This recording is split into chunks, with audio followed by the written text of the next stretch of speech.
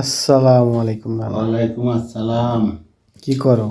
এই যে নাতি, মরিচের দাম বুঝছো, এত দামি মরিচ বোট যদি না ফেলাইয়া রাখি তো পচকে যাবে, বুঝছো। তুমি তো বেশি খাও না, এটা আমিও জানি। এই জন্য 5 টাকার মরিচ। এই যে নাতি দেখো, এই লেবুটা একটা রিয়েল রাখছে।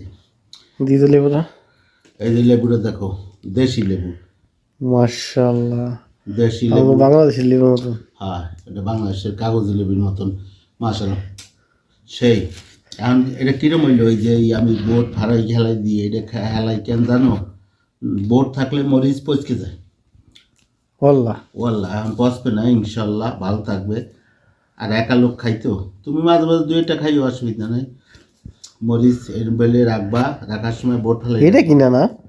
হ্যাঁ, এটা কি কয় সৌদি আরবে? দাপ্পাইয়া হিটার হিটার, ওই যে শীতের সময় পারো না দিই, এমনি দিই কুই আরো, বুঝছো।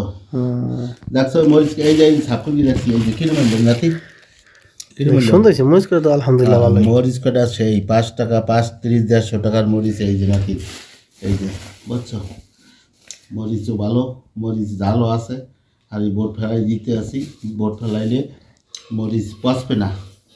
ওকে, সবাই দেখেন এইভাবে মরিচে সাফ করিয়ে রাখবেন, মরিচ ভালো থাকবে ইনশাল্লাহ।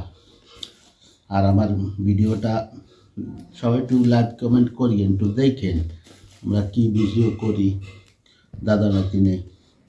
ওকে, আল্লাহ হাফেজ।